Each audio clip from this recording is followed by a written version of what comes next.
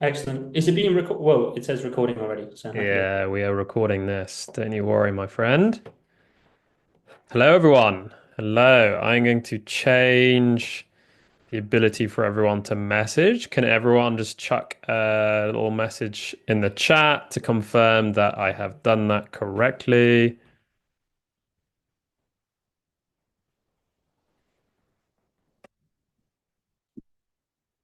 Can everyone oh, hold on, I haven't done it. There we go. I think I've done it now. Hey, there we go. Hello, everyone. Welcome to another webinar this week. Very exciting. Yes, This one's going to hello. be a good one. Tim is what I would describe as a power user amongst the Trigify clan. And he's been with us for quite some time as well. So he's the GOAT, as Piers says. So I'm excited for this one. We'll give Yeah. it You want me to we'll give give a it a quick few intro, more. Max? Or, I mean, in the meantime, we're just waiting, I guess, for people to join, right? Yeah, we'll give it a few more minutes, mate, and then we'll dive into it. But yeah, it's gonna be good. We're gonna focus on like a recruitment specific use case today, right, Tim? Yeah, that's correct. We'll touch on mainly recruitment stuff, and then yeah, a lot of cool social signals, jobs data, so use case for both, specifically for recruiters. Should Cool. be fun. Who do we have in the room right now? Do we have recruiters? Do we have lead gen agencies? Chuck it in the chat and be curious to see what we're working with, and we can maybe even tailor it. Recruiter, head of talent, recruitment, lead gen agency there. Alex, I recognize you. Hello, sir. Lead gen, okay. So I imagine the lead gen agencies work with a lot of the recruitment companies, and that's why they are on today to see what kind of magic you're doing. Tim, break it down for us with the recruitment clients that you work with. How many meetings do you tend to book for them? What's the average that we're seeing? Yeah, sure. So it really depends because meetings is not the ultimate outcome for most recruiters, right? Yeah. So it depends on how you qualify, what success looks like. Most of the time, it's in the form of placements or well, what I call bites. So a bite is whenever you say, "Hey, I've got a couple of candidates for this specific job ad that you put out. Curious if I send a couple of candidates across, would that be useful?" As soon as they bite and reply to that, and they show some sort of positive, reply to that. It depends because one client we booked in over 40K in revenue for, and I can share it, like the case study and testimonial to anyone that's interested in that as well separately. Yeah. Some others we just got like a couple of placements here and there. But meetings, to be honest, Max, does not seem to be the end goal because it's kind of but like if we ask for a meeting to do what? To like say that we basically source talent, right? Yeah. So that doesn't tend to be the goal most of the time. Okay. Nice. Nice. Well, I think let's get started. For those that don't know you, mate, do you want to give a little bit of an overview of who you are to start with? I think that could be a nice place to start. Yeah, sure. So, I mean, Max already did mention that I was quite an early adopter to Trigify, luckily. So, I Hmm. think a lot of the workflows that I've built, most people probably just caught on to a couple of months later. And specifically, I run an agency called B2B Boosted, which right now is a powerful one-man band run by myself. I have a lot of recruitment clients right now, a couple in the software sector, but most of my clients right now come from recruitment. So I hear all the pain points. I understand candidate sourcing is really tough. It's super manual. Same with, attracting new clients. It seems that it's super commoditized with the job reactions right now as well. So it's really hard to really stand out compared to all other guys that are reacting to the same job postings. That's why I try to be a bit more creative with outreach tactics. And I guess that's what I'm going to showcase today, specifically for recruiters. And I do think there is a big use case for social signals, which has been overlooked. And shout out to Max for letting me copy and paste this approach for this webinar as well. So that's a quick summary. And a fun fact, probably about myself, worth noting here. I probably spend more time on the Trigify community and building clay tables than I do with like my family, friends, and everything of that sort these days. So I am relatively qualified, I think, to talk about, specifically how you can automate both sides, the candidate sourcing and, the job reaction stuff as well. Nice. Nice. I like to hear that. Although maybe you should spend some more time with them, but I like to hear Yeah. that. Cool. Well, let's dive in. So I think, like you said, we're gonna start with social signals. Now, typically when we think about BD, right, with recruitment, like the go-to is is job data or has been, well, when I think about recruitment, so I've been working with recruiters for a long time myself, and the common strategies are CV stripping. So taking a CV and working where that candidate's been and then reaching out to those companies from like prospecting off the CV effectively. And then the other one is obviously job data, and just reaching out to people that are hiring active roles. Now, what you're about to show, I think, is I would hazard a guess that with all the recruiters on here and the lead gen agencies as well, probably no one is using this strategy for BD from a recruitment perspective. So it's going to be quite an interesting one, and it kind of like is yeah quite unique in I guess in the approach to BD from a recruitment perspective. Yeah, sure. I mean, it's saturated as it is, right? So we're trying to find any sort of opening possible that's a bit more creative. And I call this like the low-hanging fruit most of the time because what we're going to look at now is how we can look at competitors. So let's say you have other recruitment agencies that are after the same type of clients and the same type of candidates as you are as a recruiter, and we're going to tap into their audience. So let me just try and screen share. I just sent a request across Max. You should be Right. able to approve it on your side. There you go. Okay, wicked. Here we are. So where are we? So can you guys confirm that you can see my screen here? You should be able to see this guy's profile. It's Kieran O'Connor. Can Yeah, everyone see it fine, right? got it. So if you're not familiar with Trigify just yet, you can go on thought leaders over here and you can type in based on keywords. For example, you can type in recruit. You'll come up with a bunch of profiles of recruitment thought leaders, and you can likely identify your direct competitors over here. And what we're looking at is anyone with a big following on LinkedIn who may potentially have your ICP clients. So they're after the same placements that you're going after, and they're also after the same candidates for the talent sourcing as well, right? So Yep. I've identified this person just to save us the time already. In this case, it's Kieran Pace. And I think, Max, correct me if I'm wrong, I think it's the same guy that you've been engaging with as well on LinkedIn.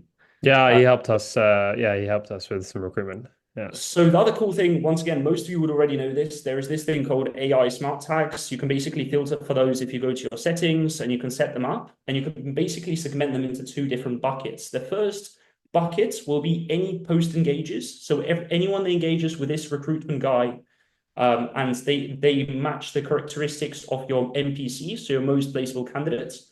Or alternatively, it can be the same for your ICP clients, so anyone that potentially fits your ideal client profile as well. Now, the logic behind this campaign that I'm about to show you is that who really engages with recruiters on LinkedIn? Let's be real here. It's either you're looking for a job or a gig and you've been messaged by this person recently, in which case you will likely engage with their content. Or alternatively, you're a client, you've already worked with this recruiter, you follow them, and hence you engage with their content as well. So this AI Smart Tags feature helps you to segment the two. And I'm going to show you how to spice this up even further in a second. So the first bucket that we fall into is the potential ICP client. Let me just save the filter here. And you can see that essentially all of these guys are potential ICP clients, right?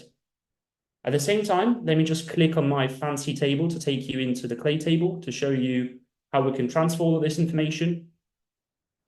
As soon as we basically find all of the people that fit your ideal client profile, we can then do extra research. So we can click on enrich. We can look at triggers that the company is currently experiencing. So not only are these people engaging with your competitor, but also are they hiring for certain roles? Do they have someone that left the company?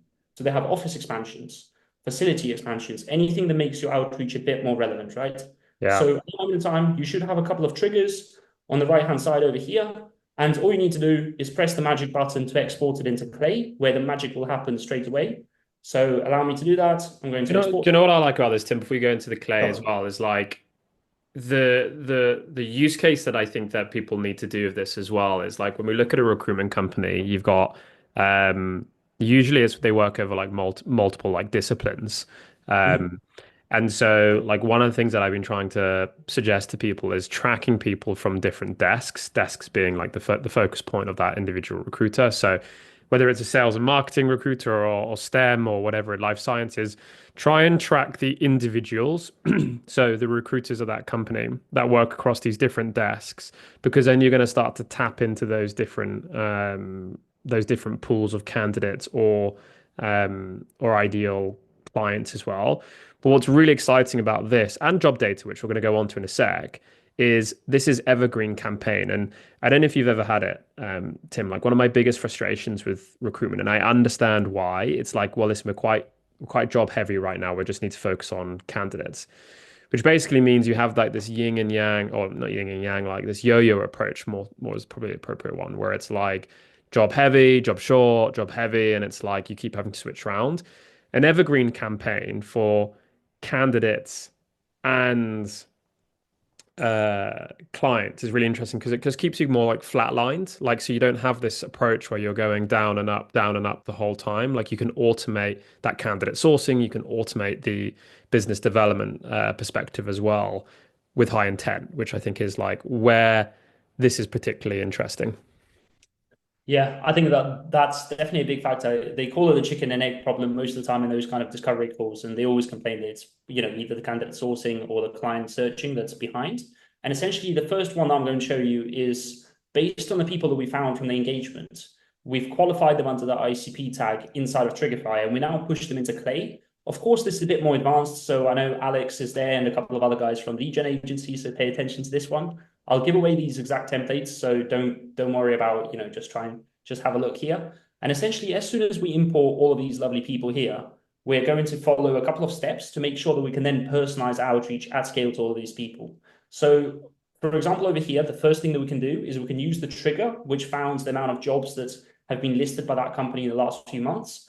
And we can say something like this, and we can personalize the first line. So in this case, it being, hey, noticed you have 3 open roles. I was just reading the job ad for this specific role on LinkedIn. It mentions TypeScript expertise, and we just placed someone for a similar gig near New York City. What we've done there is we then use the advanced job data that we just found inside of Trigify as well, and we pushed it inside of the Clay table to basically send a super personalized email straight to the ICP prospect in no time. So that's essentially the main use case here, being that you can use the data from Trigify. You can then basically push it into Clay, and inside of Clay, personalize it as you wish. And Tim, just on that, like here's where you could take that flow even further, right? So this is something that I built for a recruitment client one time, is you then could tap into Bullhorn or Loxo or whatever CRM that you're using and look up some potential candidates that fit. So you can use so I use like an AI model to score the candidates based on the relevancy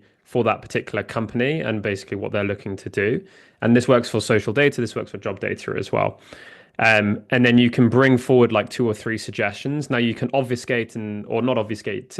That's hard to do. But what you can do is you can bring forth the candidate's experience without suggesting the person, because obviously you don't want to give the candidate, otherwise they'll just reach out to them if no terms have been signed. But it's really, really, really cool because you can create like an automation. You can't do this inside of Clay. It's going to require a little bit more of a complexity here, guys. So like using NA10 or a make or something.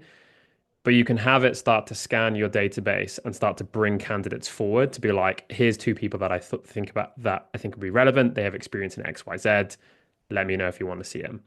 And that flow killed it when we were doing that with a recruiter one time. Sure. Thank you for that, Max. I've actually got it eyed up as workflow number 3 that I show throughout this. Oh, nice. I just want to even further. So thank you. I actually made a note of the Loxo feature because it was requested by a client yesterday. So that's a good point. But that's just a nice little bit of, a little warm up, just easing you into things. Now we're going to do the exact same thing, but for talent sourcing, because bear in mind, a lot of these guys, they're reaching out to talent. And a lot of the time, the chances are if someone's been in a role for more than 2 years and they have not been promoted yet, the chances are they'll probably be open for another gig, right? And if you're a recruiter, you probably can resonate with that. So essentially what we're going to do here is we'll go on the Kieran's profile here again. And this time we will filter for the most placeable candidates. So the way that we do that is we basically look for anyone that we typically place into companies. And in this case, I'm going to apply filters, and you can see all the 7 people that show up here, which I know is not too many, but of course it depends on what kind of filters you apply. So for all of this talent, once again, with the press of a button, we can push this automatically into Clay. And you can see for yourself over here, what we've done is, first of all, this will only be triggered if they've been in the role for over 2 years with no promotion. And the way that we do that is with an AI prompt. So it visits the website, it checks for that, and it ticks the box for this. So for example, if we click on this Sharon, profile here, we should be able to see that she's hopefully been in the role for 2 years. Yeah, that's it. 2 years, no promotion, right? Which is not bad. Don't get me wrong, but in this case, it triggers the entire workflow. The first step being scraping their LinkedIn profile. Then we figure out how many years of experience they have. Then we figure out what their minimum education is, maximum education. We prepare like a candidate summary as well, so we can basically prepare all of this. That's hey, they've been working, in the industry for this amount of time. They have this type of experience, and then we can even reach out to this person straight away, saying like, hey, I saw you sold to this specific ICP before. This is your experience. I saw you haven't been promoted, in the company despite being there for over 2 years. Of course, you can phrase it a lot better, but you get the idea. So you can not only use Trigify to, first of all, pull the data for the social engagement, you can then pick out the candidates that fit your potential talent pool, and you can then prospect those candidates. And once again, the beauty of this, every time someone new engages, it's evergreen, meaning that you don't need to top up the lead lists every single time. And this can be complete autopilot, and you should have a bigger talent pipeline, especially if you track a lot of people at the same time using the social signals feature. Max, is there anything that I missed from this workflow that you think could spice it up? Because I'm open to making any more notes to improve it as well. No, I think you've kind of hit the nail on the head. Like the only thing like that, I think people might have some questions over. And by the way, everyone, like if you've got questions, fire them in the chat as we go. Like I like to have it as like dynamic as possible, these sessions, rather than waiting right to the end.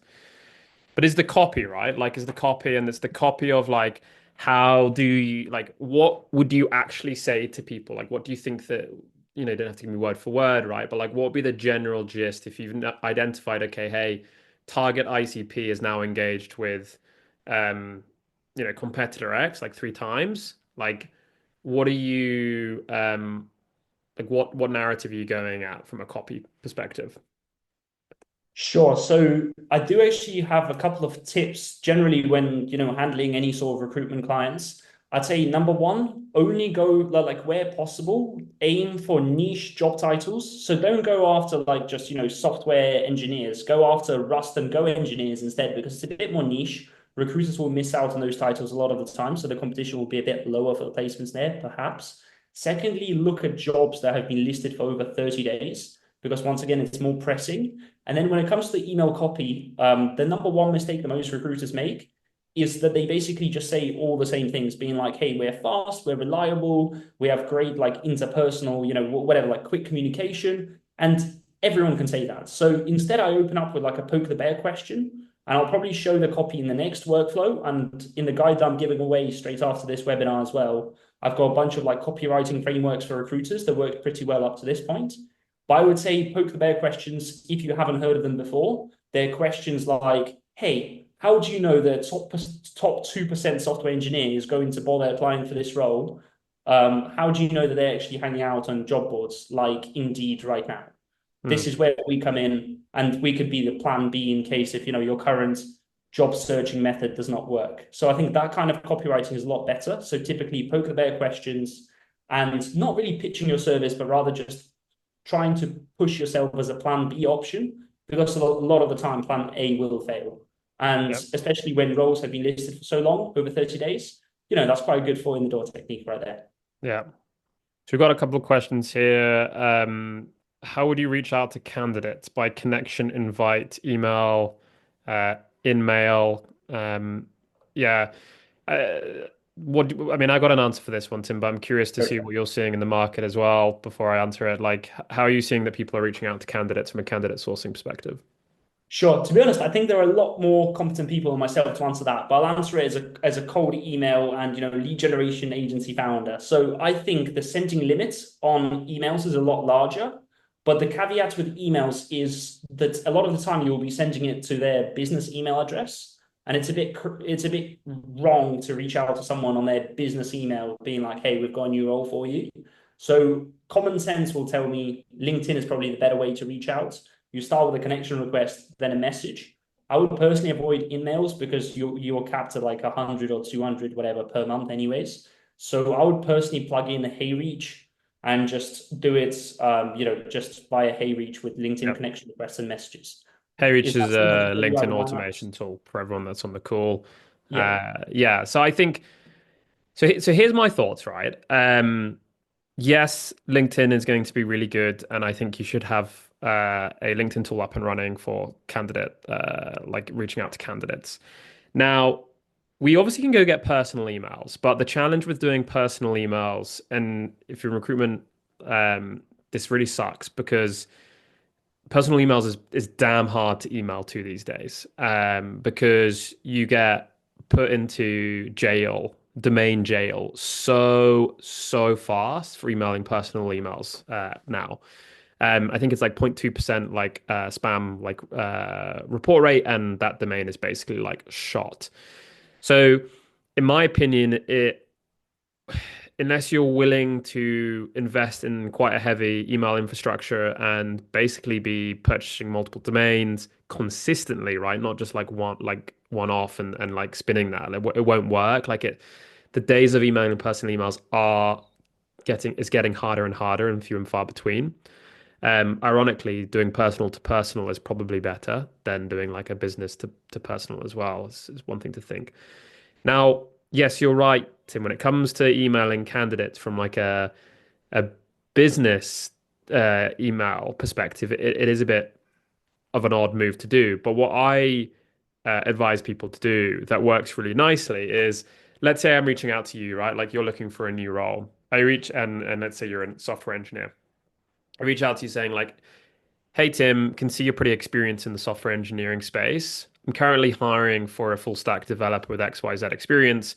Given you seem quite well connected, don't know if there's anyone that you could chuck my way that would be interested in this particular role. We're working with a great startup, blah, blah, blah, whatever it is. Now, two things are going to happen. Like, they're even going to reply with an actual suggestion of someone, or they're going to reply probably from their personal, being like, hey, Max, listen, that role actually sounds quite interesting for me.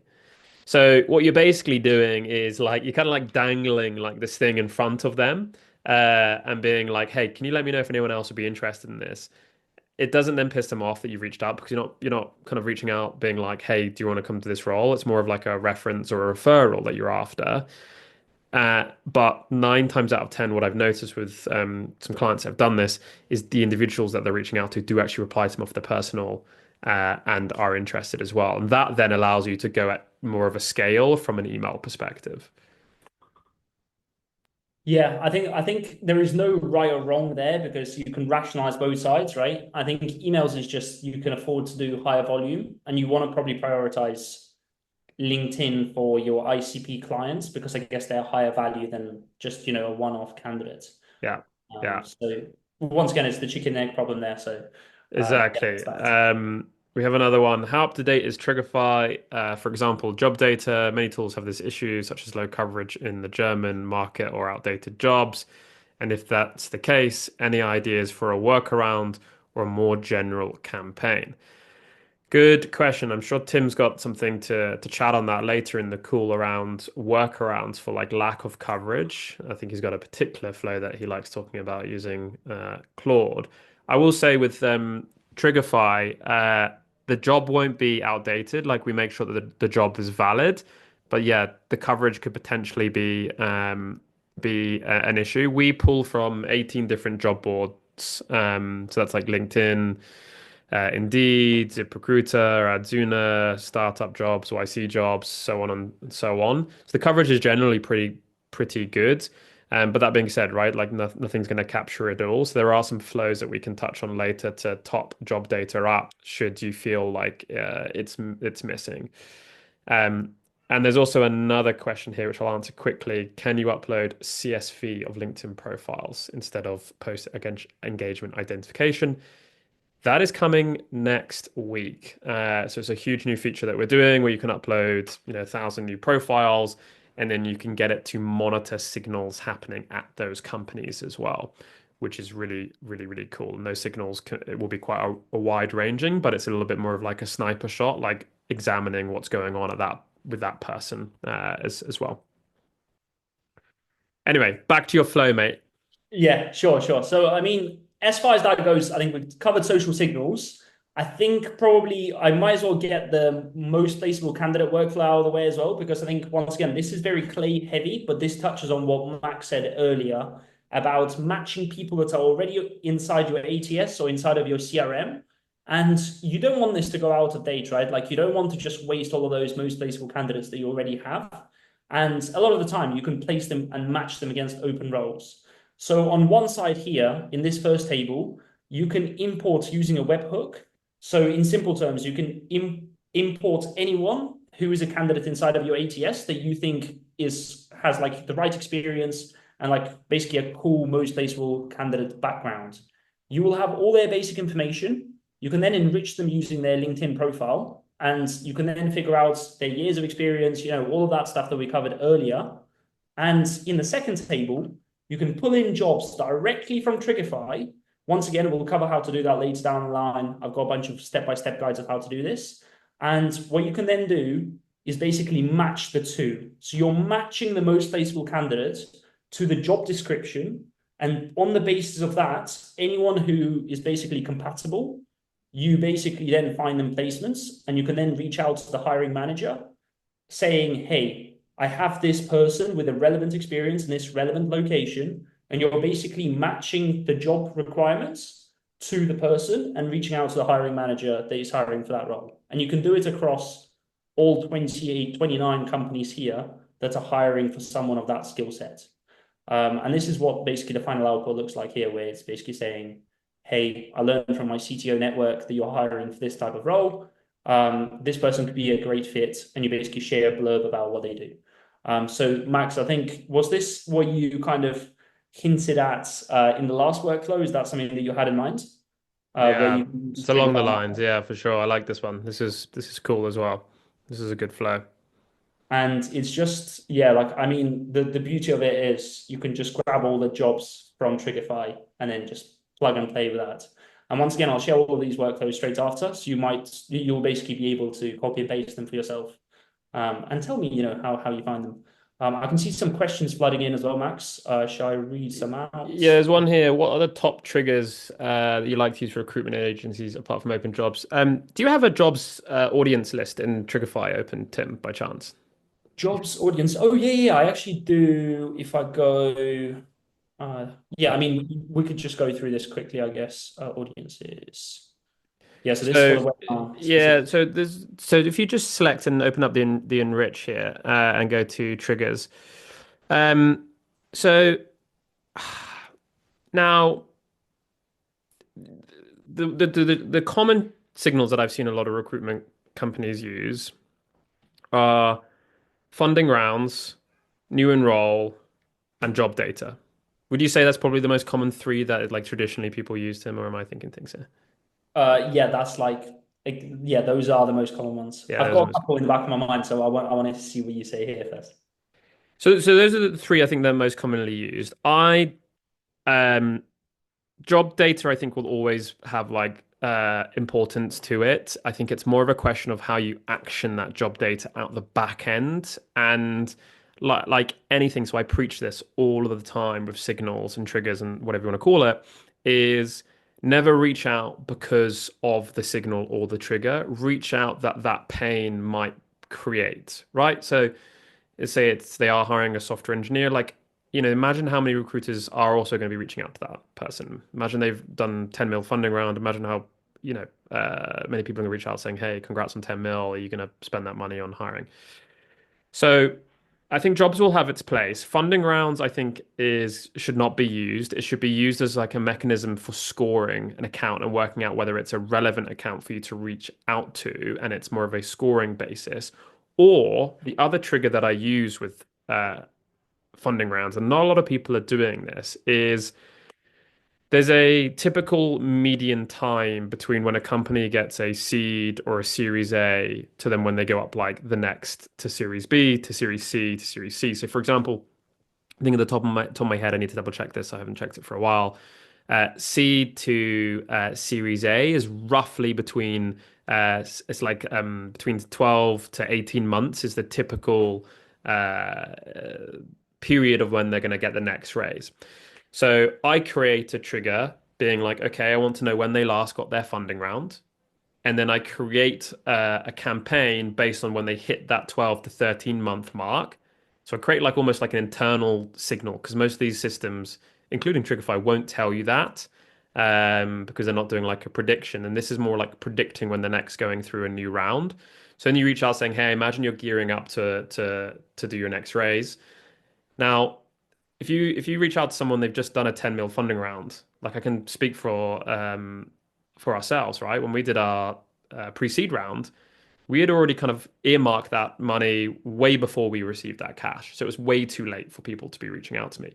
Had they been reaching out to me as I was going through this process, it gets me thinking and being like, okay, yeah, I can allocate X amount of that. And a lot of people don't seem to think or remember is that you have to tell these VCs what you're going to spend your cash on. So like you can't just suddenly like allocate the funds really like to people like after the point. So you need to get in before. So I do that. Um, Job change again, I use it more of like I take a different spin on it.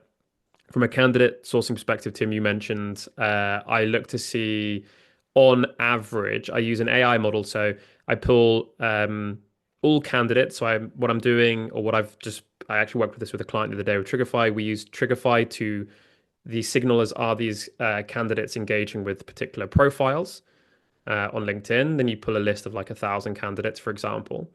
And then we run, whether it's Anthropic or OpenAI over top of that to then understand their work experience and how often have they bounced roles, and then take an average. So if they bounce roles like every year, we then work out when they're most likely going to be open to moving roles again. And then you start to prioritize the ones that are going to be open to moving roles there as well. So that's like a candidate sourcing trigger. So those I would say are like the top ones. You obviously have really obvious ones, which I think are really good, which is like office expansion, headquarters like opening, which you can do inside of Trigify as well, and overlaying that over the top of job data. Like signals, when you think about it, are best formed when you overlay like multiple signals together rather than just working off one.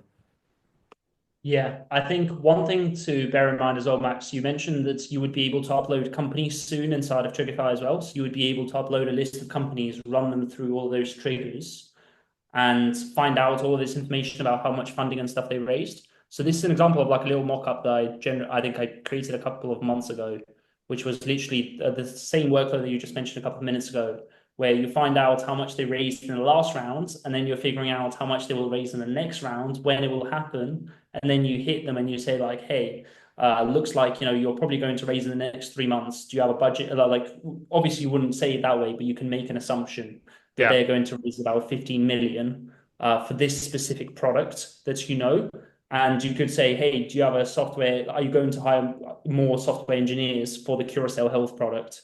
And this is an example for a Y Combinator startup, for example. So Yeah. once again, there's a lot of play arounds with this. You can probably keep most of it inside of Trigify. I personally just love the idea of just spicing up a bit further afterwards as well, but it's up to your preference. I mean, this brings us pretty nicely into the next workflow, which I guess over here was something that's I know Eric Nauslowski when he was on your webinar, if I'm not wrong. I'm sure a lot of the guys may not know him, but he's basically like a clay wizard. He's super good at clay, and he teaches this exact workflow. And the idea is to find people who are new in their role, and then to backfill those roles. So I can also share this template with you afterwards, guys, so you can basically try it for yourself. But the outreach would look like, hey, I saw this person has just left your company and they started their new gig at this new company just a month ago. Curious, how are you thinking of replacing them? And then you can have like a soft pitch about your services.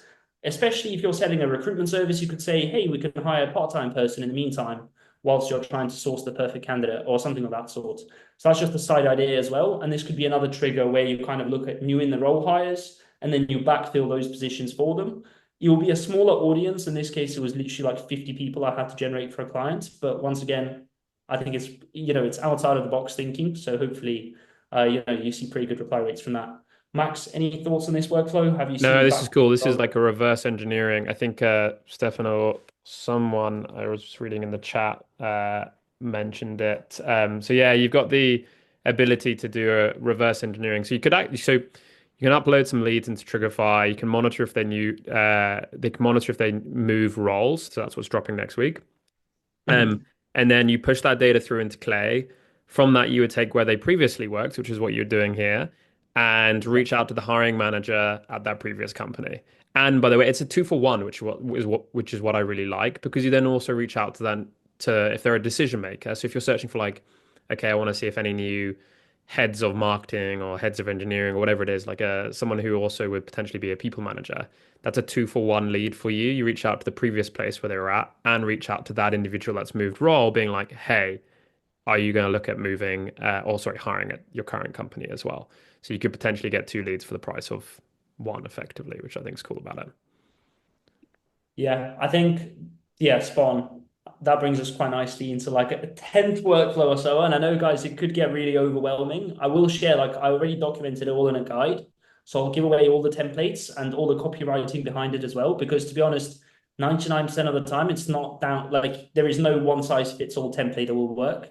And your use case will always, be different. But this will be quite a good general practice for any lead gen agencies or recruiters trying to get started with Trigify, just to get you up and running as well. So essentially what we're looking at here, and once again, I can go from scratch with this. If you haven't done this before, you will basically click on jobs. You will type in any sort of roles that you want to fill in for. So let's say like we'll go software engineers. We can fill in, all the other basic criteria. I recommend going for the last 90 days filter, and then you can filter out any jobs that have been listed in the last 30 days. So we'll only go after roles that have been listed for more than 30 days, because I find that that's probably going to have the highest hit rate because people are desperate to fill in those roles, right? As I probably mentioned already. You can then move them into audiences, and this is what we're left with here. So these are all the roles that we're looking at. And I think Alex already commented in the chat. So basically, we'll export all those roles into Clay. And this is the Clay table that, once again, will hopefully show you how you can enrich the people. Because I know that Trigify, as of last week, Max, is that correct? That you removed the enrich people feature? Is Yeah. that right? So you Yeah, from can't find the jobs content. specifically, yeah. Yeah, so it's very hard to find any hiring stakeholders. You can't do it inside of Trigify. So this is an automation. This is a way that you can automatically find a hiring manager. And you can see the first thing we do here is we qualify the job description. So we're basically making sure that, let's say it requires 2+ years of experience. And if so, it will say yes, and no, if it's not a good role. And then you can basically click on Apollo integration here. And from what I remember, I think I spent $70, so £50 or $65 on just this Apollo extension. And they don't charge you a credit just for the full name of the person. So what I mean by that is, yes, it finds 6 people for you, but you don't pay a credit for it. So instead, what you do is you just grab their full name and you get their domain, and you go and spend 1/10 of that on your email finder to basically go and find you the name of the person, to find the email of the person. So if you're still stuck on how to find, the hiring managers to like email and everything of that sort, just use the Apollo extension inside of Clay. If you're not familiar with Clay, like once again, that's probably a separate conversation altogether. But for the time being, this is how you would find the hiring stakeholders. You can identify the job board name, clean up the job title, do all that fancy stuff, generate the opening line so you can read that for yourself over here. And the final output would look something like this. And hopefully I didn't mess it up too much. So let's see. I was just reading the job ad for the senior software role on LinkedIn. It mentions C plus whatever development, and we just place someone for a similar gig near London. If we could share 2 spare candidates that we have that fit the job description, would you consider them? Simply reply yes, and I'll send them your way. Once again, this is not the best template. And here I'm just showing you how to create those workflows. I have a bunch of copywriting tips in the follow-up guide after this webinar as well. And the second email, once again, I'm sure you can read it for yourself afterwards. But this is something that it looks like. So I think that pretty much covers most of the kind of workflows and hacks when it comes to both jobs and social signals. Max, We got curious. we got someone Yeah, asking, how do question. you save credits on the Apollo integration? Is it custom integration? Typically, you pay 1 credit per API call to find a person. Sure. So as far, and I know this 100% because you don't get charged a credit, because if we click over here on the results, right? Let me just do that. You'll say email not unlocked. So let's say you still pay the API request credit, but you don't pay the credit for emails found. And the API requests, you can have 400 requests per minute on the cheapest plan. So essentially, unless you're over abusing it and you're doing, hundreds of thousands of people, your API requests, you wouldn't really exhaust all of them. And you will not lose any email finder credits. So once again, it's probably a bit too technical of a question, but yeah, hopefully Yeah, no, it's good. It's basically yeah. They used to not lock that up, Apollo. It used to be the Wild West with their API, and they tidied that up quite quickly. sure. Um, do you get clients, recruiters who disagree about revenue being the focus more than meetings? I'd think many want meetings with clients. I think it's expectations management, right? I have one client who, at the start of the engagement, insisted on me putting a meeting link in every single, like putting it as a call to action in every single email that we send out. And typically, I just A/B test it against my hypothesis, which is, hey, we need to either offer candidates or we offer lead magnets. One lead magnet that I've tried before, and that's actually quite a cool one as well. You can interpret the job description and pick out two things that perhaps are not mentioned there. So, for example, like the salary range is not clear and there is a typo on the third line or something like that.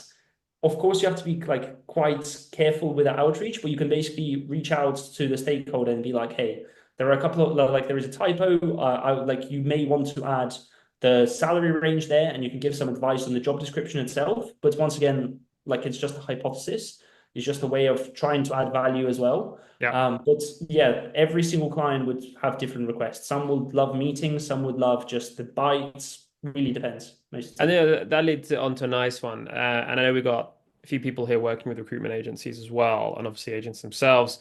What sort of lead magnets are you all offering, if you're doing lead magnets at all, or what sort of offer are you doing uh, at the moment? Like, because um, I think I've used to have a lot of chats with my recruitment clients back when I was building all of the automations for recruiters.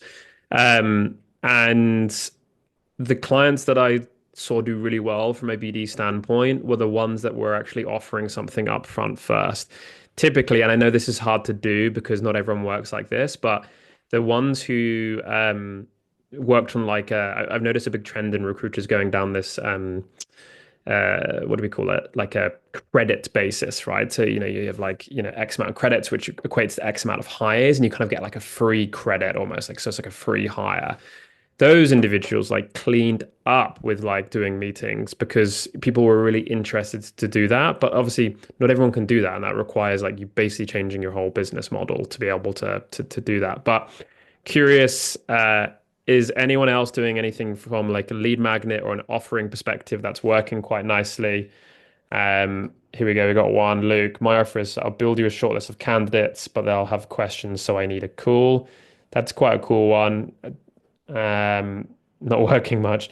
Tim, you used any other ones in your time with from a lead magnet or an offering perspective? Yeah, I'm actually going to share a couple of them, and this is just like a mock-up of the kind of information that you will receive straight after the call, right? So, I typically break it down to two things, and once again, I stole this from Eric. I binge watch a bunch of his content, and this specific part is about typically there are two things that you can change and two things that you can emphasize in your cold outreach. It's either the offer, and the offer, in my opinion, the two offers that I played around with, the first one being hey, we'll place your first ideal hire within 30 days and you don't pay a cent. Once again, quite hard to convince people to do this. It's not many people jump on this one. Um, or we don't get added to your vendor list. So this is quite a big one. So what typically I try to convince a couple of my clients to try out is to place the first hire for free in return for being added to the vendor list for future placements. So that you're basically one of many vendors competing for that placement going forward. And that's like quite an easy foot in the door technique to try. And once again, works for some, probably wouldn't work for others. But I'd like to think that it's quite a cool idea of how you can be added to a vendor list, especially of the bigger companies, with a pretty good offer that you just place someone within 30 days. Max, do you think that could be something that works or what's your Yeah, although like, so I think do you know what, man? Like, the only issue with that one is like I could have like seven other recruiters on my like shortlist. So being on the list doesn't necessarily, you'd have to add a little bit more stringence to that, I think, as well, perhaps. Mm. Would be my only thoughts on that particular flow. Oh, that particular offer, sorry. Yeah, I'm open to like let's open up the chat as well. Like, what do you guys Yeah, offer? Alex has put a good I'm one curious here. We what we like offer what to do get the others actually offer? Yeah. phone numbers and email addresses of job title they are searching for from the top three competitors. We offer to get the phone numbers and email addresses of the job title they're searching from the. So, Alex, are you where is he? We can bring him forth. I'm curious on this one. Are Yeah. you like monitoring? I'm going to allow you to talk, Alex. Come on the mic, sir. Yeah, Welcome. can you hear me? I can hear you. Elaborate a little bit more on your offering there. That's quite a cool one. Yeah, so what we do is we basically scrape competitor companies using Legend, and then we say, and we usually put that in the second email. It's not the first email, but we say, would it be helpful if we give you 5 candidates that you can reach out to from this competitor? And then if they respond, then the recruitment agency just goes, scrapes a bunch of people, gets their phone numbers, get their email addresses, and then send it over to that company. But that indicates that they are searching for these people, and that brings us our food through the door. Does that make That's sense? cool. That's you could use Trigify so well for that. Funny enough, that's I think Eric posted something similar to that, not a recruitment specific use case, but he uses it as a lead magnet, which is like, hey, I can send you everyone that's engaging with competitor X or competitor Y. Do you want that as like a lead magnet? Now you've obviously just harnessed it onto recruitment, which is awesome, but I can see that getting a lot of replies and at least people jumping on the call to get that bit of data, and then from there it's just a case of you trying to convert them across. Interesting. Luke asked the question on that one. Alex is do you anonymize the resumes before sending? Yeah. So for this one, if we give the profiles of the people that they want to reach out to, obviously not. But most of the times when we ask, would you mind if we send you a resume of a perfect candidate? Then we send the resumes anonymous. Awesome. But that's not on our end, so I cannot say with certainty. Like we give them the positive reply and then they handle the rest. Okay, cool. Listen, thanks for hopping up with that warning. Right.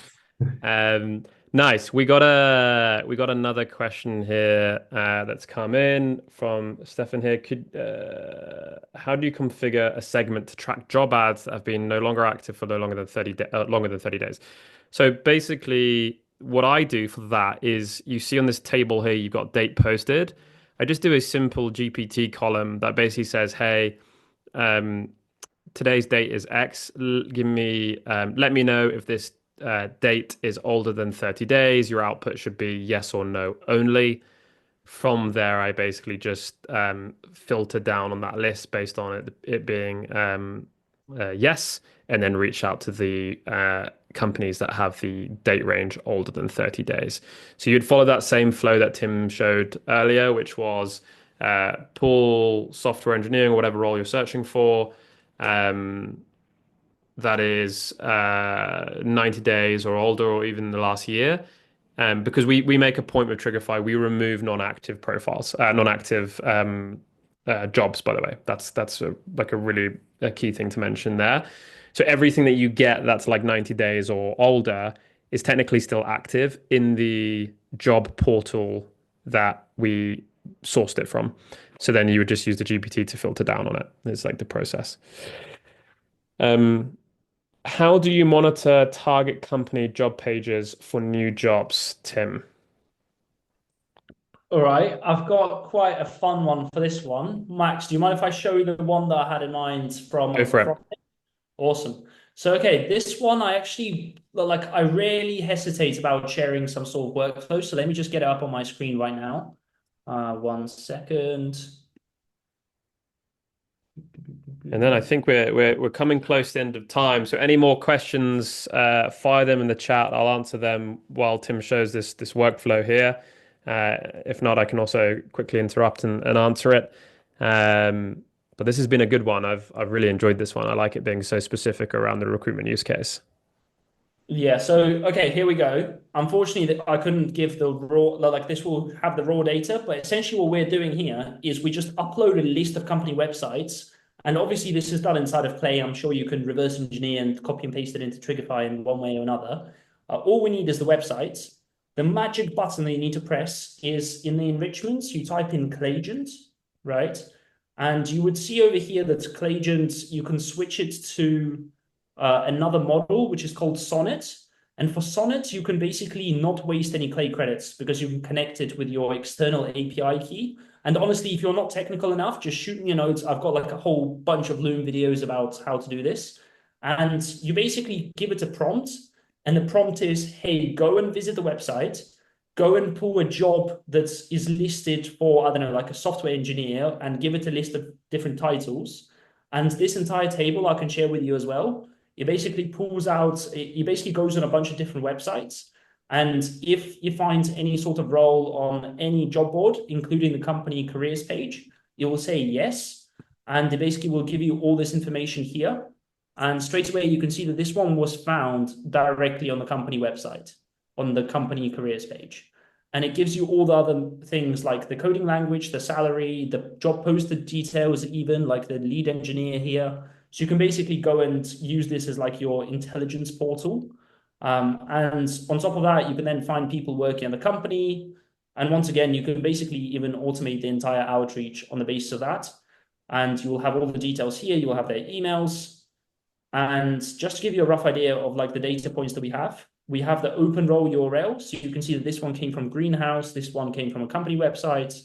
The coding languages, you can generate the opening line. So in this case, it talks about microservices architecture. And in a nutshell, this Anthropic API thing, which all you need to do is basically type in Anthropic here and you will find it. This will scrape any company careers page and it will pull you information on that exact day. But unfortunately, it's not evergreen. And that's why I prefer using Trigify, because with Trigify, if you didn't know already, all you have to do is click on this automate button and it's scheduled to do this run daily. So I don't need to top up the leads anxiously every single day. But hopefully that answers the question. And if you'd like, once again, I'll copy and paste this workflow into the guide as well. So you should be able to set that up for yourself as well. Cool. Nice. Well, listen, we're pretty much wrapping up on time here. If there are any other questions, fire them in now. Otherwise, Tim, where can people go to find you? Your LinkedIn profile. I don't know if you want to just smash it into the chat so people can connect with you or whatnot. Otherwise, awesome session. We're gonna keep doing these. Like we said, we do them every week. The goal is to give us some ideas as well, right? Like, please chuck it into the Slack community that we have, or even into here, wherever. What sessions do you want to have? What are focus points? We had a really cool one earlier in the week, focusing on copy. That is now, Piers, correct me if I'm wrong. Is that on YouTube? If it's not, it will go on YouTube. The recording for this will also go on YouTube as well. Everything goes onto our YouTube page. So if you like our content, just chill out in there because that's basically where we upload everything as well. Otherwise, there we go. He's chucked it in there. Otherwise, awesome session, mate. Really appreciate that. You're pretty active inside our Slack, so I'm sure people can come find you there as well if they need some help with their Trigify or Yeah, Clay. literally hit me up. I'm going to do a couple of community posts inside of the Slack community for Trigify. So guys, come find me. This is my LinkedIn profile. Let's connect as well. I'll probably send Piers the guide so you can distribute it across everyone that attended and who didn't attend. But yeah, thank you for the invite, Max. I'm sure we'll have a good social signals one later down the line as well. Tidy. Hopefully. Yeah, we definitely will. Maybe not. Definitely will. I know you're creaming it there as well. Yeah. Cool. Awesome. Appreciate it, everyone. Have a good rest of your week. Bye bye. Cheers, guys. Have a good one. All the best.